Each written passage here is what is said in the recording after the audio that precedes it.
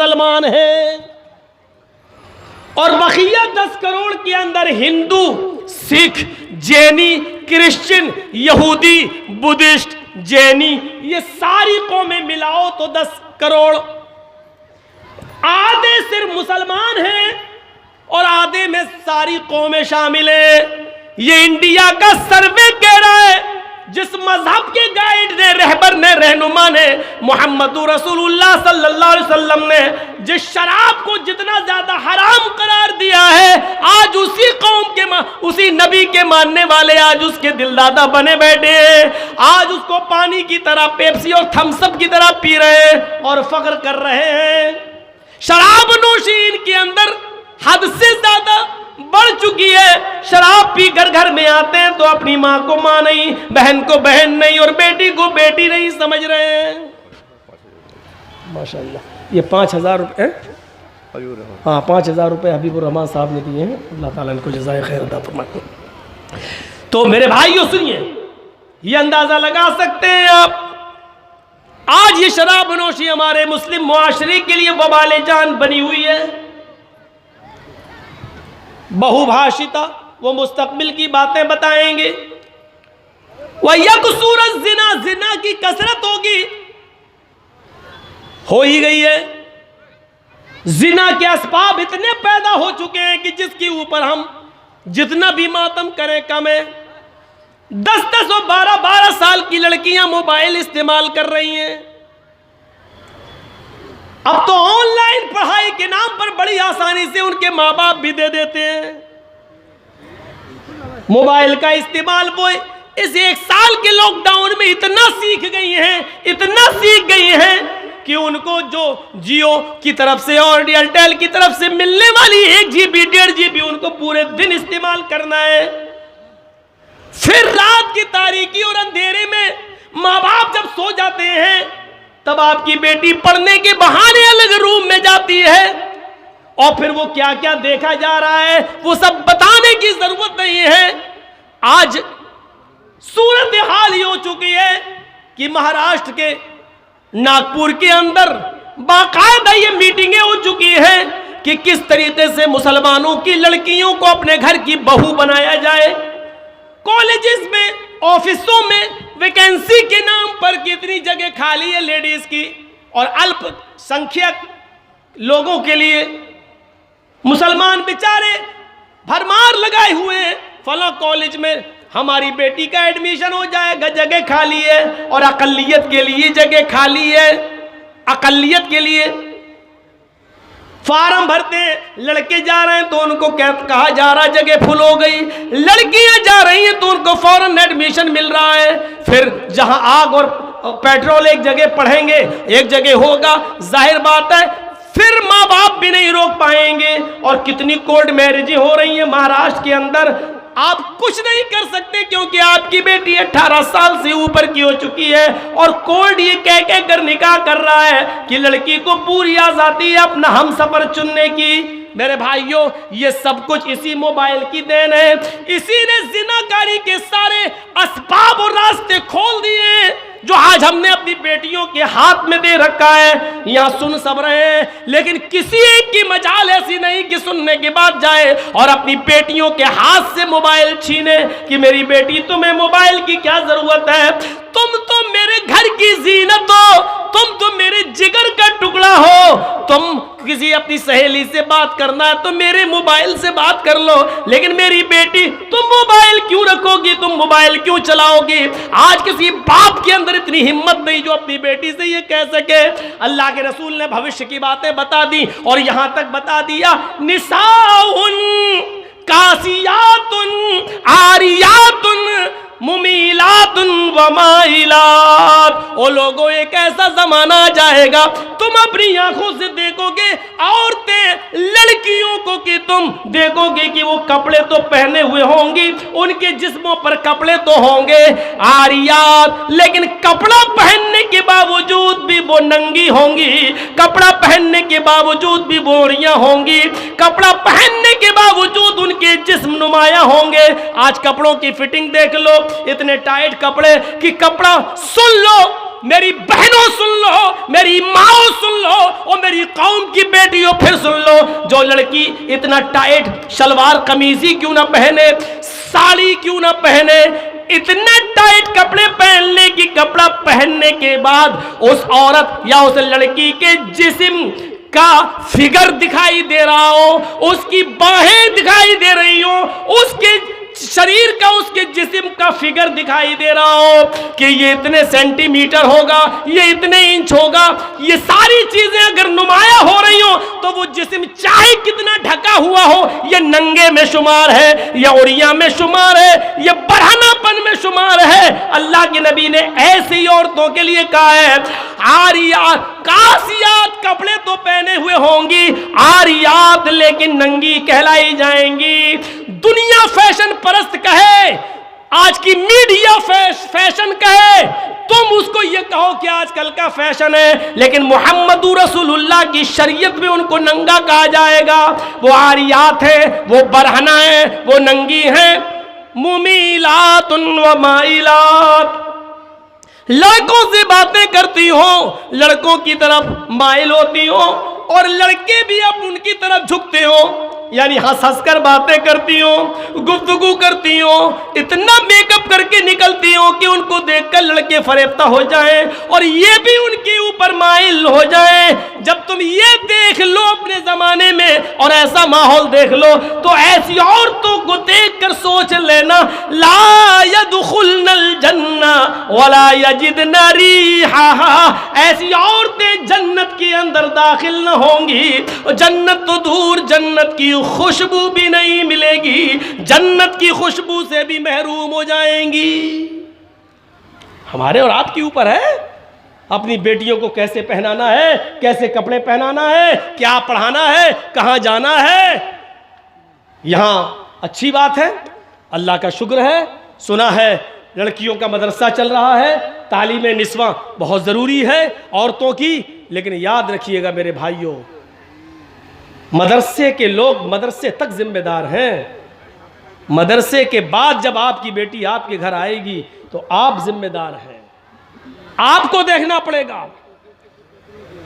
Online पढ़ाई माहौल है दीजिए, लेकिन आप वहां बैठिए, आपके पास टाइम नहीं है। आप अपनी बीवी को वहां बिठाइए कि मेरी बच्ची के पास बैठे, भाई को बिठाइए कि वो आपके पास बैठे। 1 घंटा 2 घंटा कमरे में बंद होकर वो पढ़ रही है ऑनलाइन, और 2 घंटे के बाद फिर पढ़ाई खत्म, फिर हाँ थोड़ा सा काम कर रही हूँ।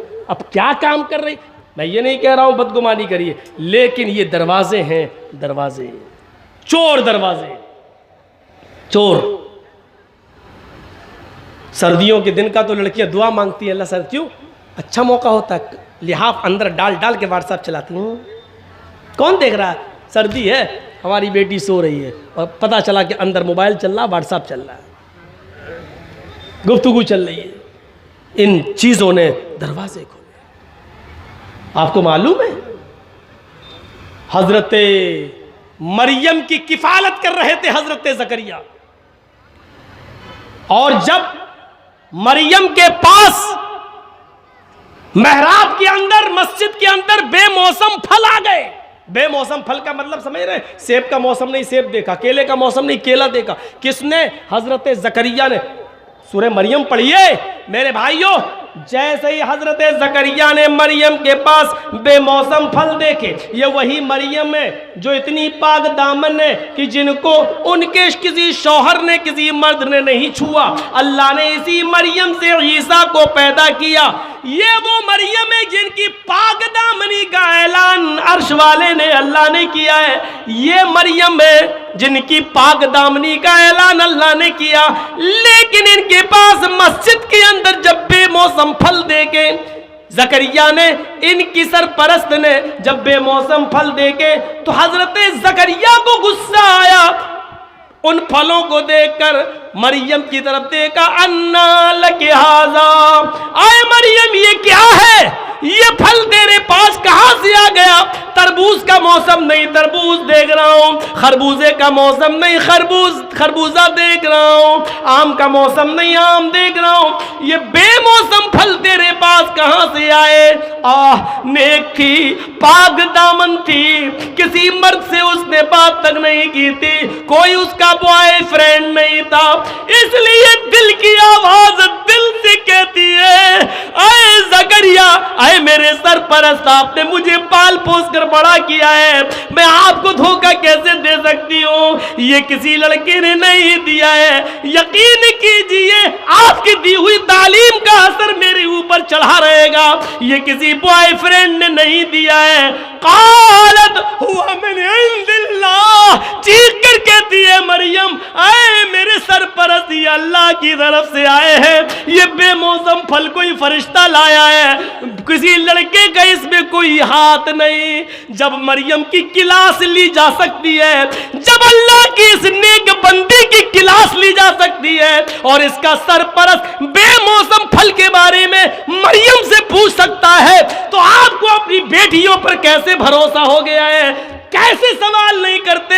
ये मोबाइल तेरे पास कहां से आया है? तू घर से गई थी, तेरे हाथ में रुमाल नहीं था, अब ये रुमाल तेरे पास कहां से आया है? तू घर से एक किताब लेके निकली थी, अब ये 3 किताबें और कॉपी लेकर आई, ये कहां से आई है?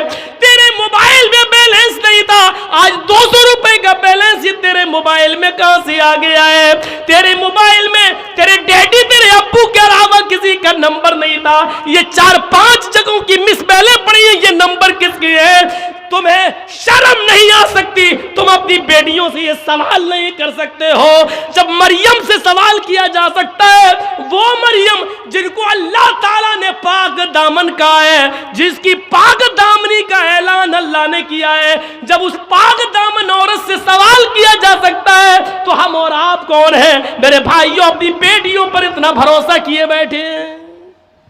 करना पड़ेगा हिसाब, लेना पड़ेगा हमें अपनी बेटियों का हिसाब, और नहीं लेते हो तो तैयार रहो, पिलानेंगे हो चुकी हैं हमारी बच्चियां, दूसरों की बहुएं बनेंगी और गैर मुस्लिम बच्चे पैदा करेंगी। अब उनके पेड़ से पैदा होने वाले बच्चों के नाम लक्ष्मण, रामचंद्र, हनुमान, यही सब रखे जाएंगे। इंतजार करो आप उस वक्त का।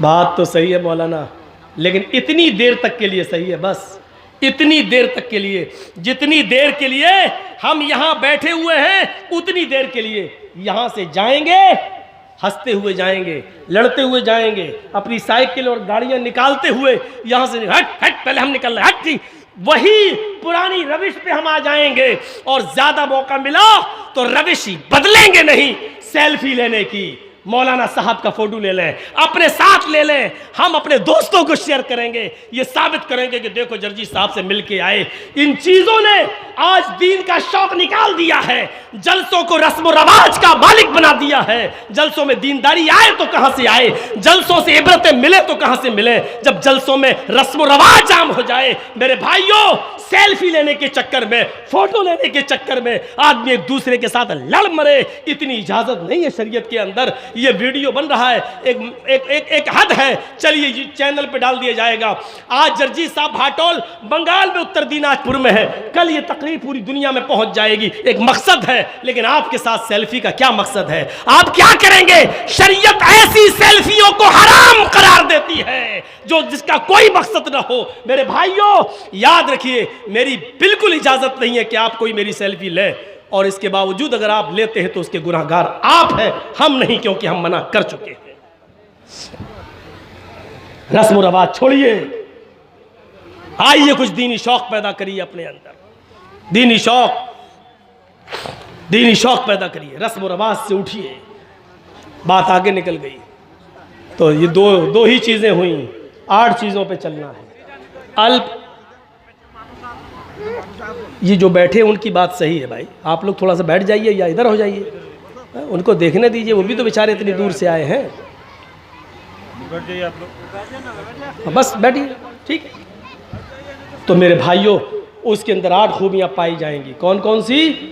कम बोलेगा, दूसरी मुस्तकबिल की, फ्यूचर की बातें बताएगा। तीसरी चीज़, ज्ञानी होगा। ज्ञानी, अल्लाह के रसूल सल्लल्लाहु अलैहि वसल्लम को तो अनपढ़ कहा जाता है, उम्मी, और महाभारत कह रही हो ज्ञानी होंगे। इसमें कोई शक नहीं कि अल्लाह के रसूल सल्लल्लाहु अलैहि वसल्लम अनपढ़ थे इस माना में कि आपको दुनिया में किसी ने पढ़ाया नहीं था, आपका कोई उस्ताद नहीं था। जब आपको ये कहा जाए कि उम्मी थे तो उसका दो माना है। एक माना तो ये था, उसका एक माना ये है आप उम्मी थे नहीं अनपढ़, इसका माना ये होगा कि आपको दुनिया में किसी ने पढ़ाया नहीं। लेकिन अनपढ़ का मतलब ये नहीं है, नऊज़ बिल्लाह, अनपढ़ की दो किस्में होती हैं। एक तो ये होता है कि वो अनपढ़ है बेचारा, जानता, पढ़ा नहीं है, उसको उसके माँ बाप ने पढ़ाया नहीं, लेकिन वो जाहिल नहीं है, वो बड़ी अक्लमंदी की बातें करता है, शऊर की बातें करता है, अच्छा बिजनेस भी चला रहा है और कायदे से बैठता भी है, कायदे से बात भी करता है। तो लोग क्या कहते हैं, पढ़ा लिखा ज़रूर नहीं है लेकिन कायदे का है, तमीज़ का है।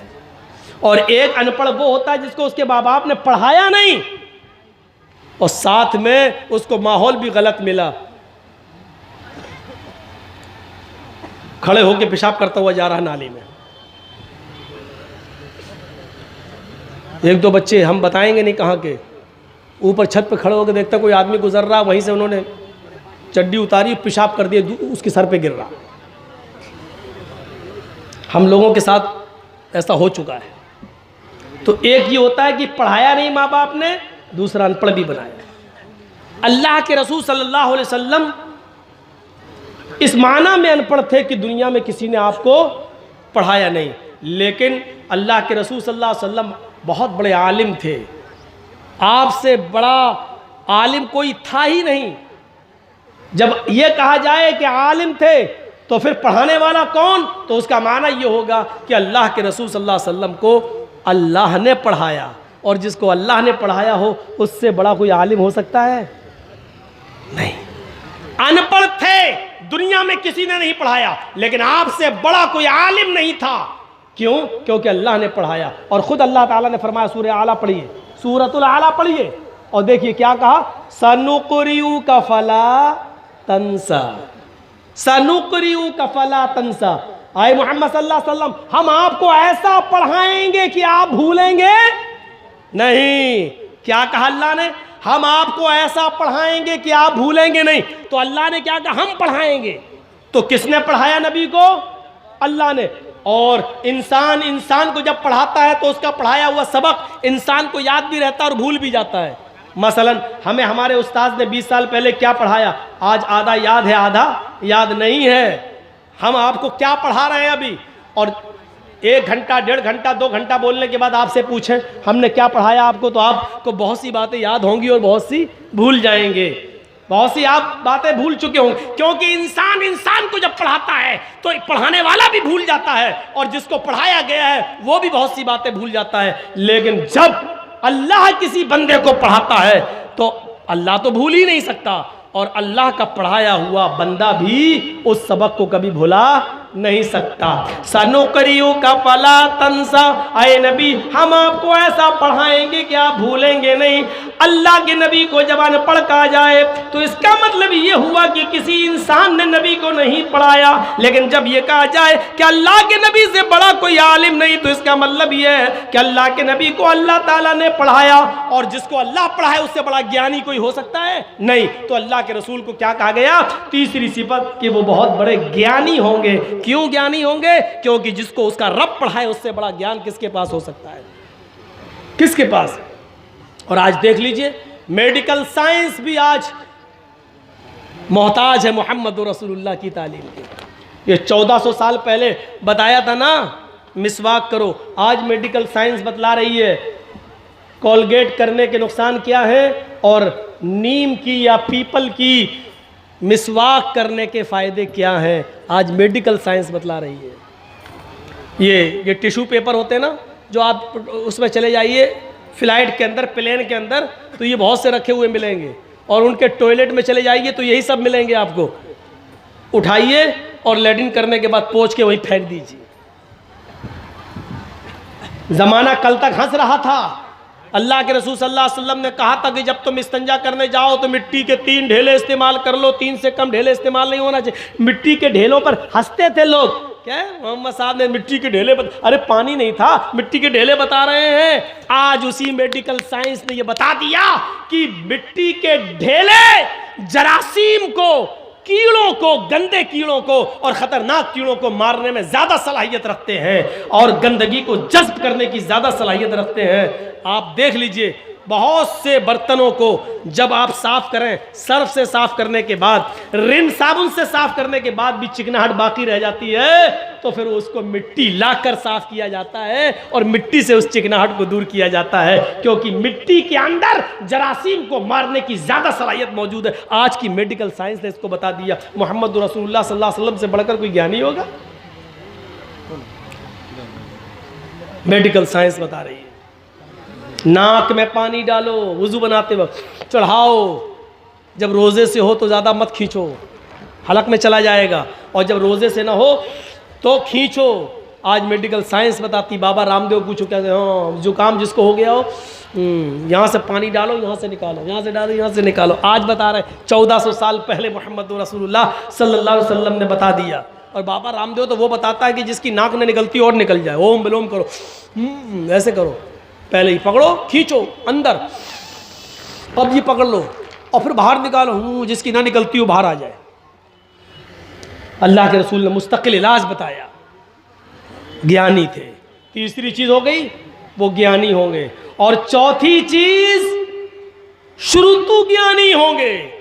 अल्लाह के नबी ये बातें अपनी तरफ से नहीं कहेंगे, श्रुतु ज्ञानी, श्रुतु मानी सुनना, ज्ञान मानी इल्म, सुनकर इल्म, यानी अल्लाह ताला जिब्राइल को बताएगा और जिब्राइल से सुनकर मोहम्मद रसूलुल्लाह सल्लल्लाहु अलैहि वसल्लम को मालूम होगा। वही मा यंतिकु अनिल हवा इन हुवा इल्ला वह्युन यूहा, अपनी तरफ से कुछ नहीं बोलते, जो कुछ भी बोलते हैं अल्लाह की तरफ से वही आ जाने के बाद बोलते हैं। सुनकर ज्ञान होगा, अपनी तरफ से कुछ नहीं बोलेंगे। 4 चीजें हो गई। अब इन चारों को एक तरफ रख दो। 5वीं चीज पर आइए, बड़ी जबरदस्त है। पराक्रमी, वो बहुत बड़े बहादुर होंगे। बहादुर नबी की बहादुर उम्मत आज कहां है? आपने भी आंदोलन किया था ना सीए और एनआरसी पर, लेकिन देख लो क्या हुआ। एक इनको देख लो जो किसान लोग कर रहे हैं, दोनों आंदोलन। हाँ, फ़र्क इतना है कि जितना हंगामा अभी हुआ है, इतना हंगामा अगर आप लोगों ने किया होता तो गोलियां चल गई होती। और हुआ, फिरोज़ाबाद में कितनी गोलियां चली,